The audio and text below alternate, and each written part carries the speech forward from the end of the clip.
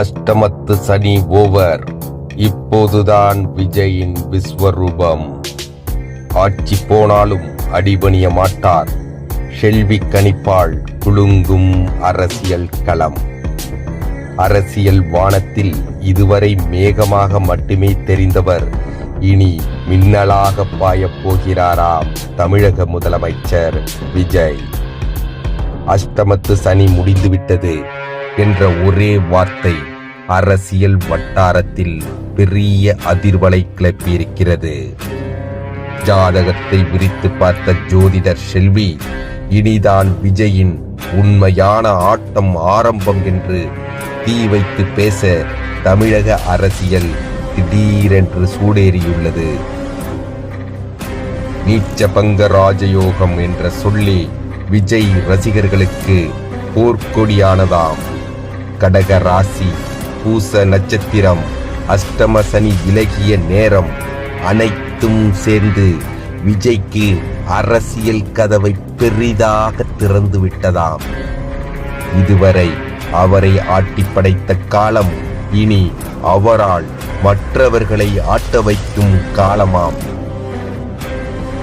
Vijay vs Udhayanidhi தமிழக அரசியலின் அடுத்த பெரிய நேரடி மோதல் இதுதான் என செல்வி கணிப்பு கொடுத்த அரசியல் தரப்புகள் அதிர்ந்து பார்க்கின்றன. கூட்டணி கட்சிகள் முரண்டு பிடித்தாலோ அழுத்தம் கொடுத்தாலோ விஜய் தலை குனிவாரா? ஆட்சி போனாலும் பரவாயில்லை, எதிர்கட்சியாக இருந்தே போராடுவேன் என்றும் சொல்லும் அசாதாரண துணிச்சல் அவரது ஜாதகத்திலேயே இருக்கிறதாமாம். அதுதான் விஜயின் மிகப்பெரிய பலமாம்.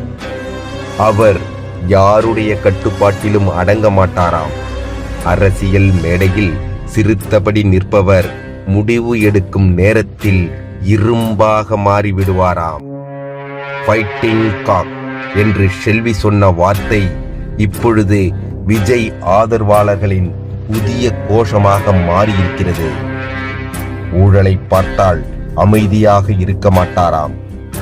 CMDA போன்ற துறைகளில் நடக்கும் முறைகேடுகளை அதிரடியாக உடைப்பாராம்.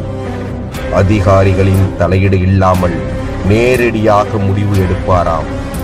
அதனால் மக்களிடம் செயல்படும் முதல்வர் என்ற பெயர் வேகமாக உருவாகுமாம். தமிழகத்தை தாண்டி தேசிய அரசியலிலும் விஜயின் பெயர் ஒலிக்குமாம். பேன் இந்தியா முகம் என்று செல்வி புகழாரம் சூட்ட தென் மாவட்டங்களில் கூட விஜய் பிம்பம் வாக்காக மாறியிருப்பதாக கூறினார். உறுப்பினர் சேர்க்கை மூலம் தாவேகா கட்டிய நெட்வொர்க் இனி அரசியல் புயலாக மாறுமாம். ஆனால் காங்கிரஸ் கூட்டணி மட்டும் சில நேரங்களில் சவாலாக மாறக்கூடும் என்கிற எச்சரிக்கையும் வந்துள்ளது. ஆன்மீக துறையில் உள்ள முறைகேடுகளையும் விஜய் களைய வேண்டும் என செல்வி வைத்த கோரிக்கை புதிய விவாதத்தை கிளப்பியுள்ளது. அரசியலில் சிலர் வெற்றிக்காக ஓடுவார்கள், சிலர் பதவிக்காக வளைந்து கொடுப்பார்கள்.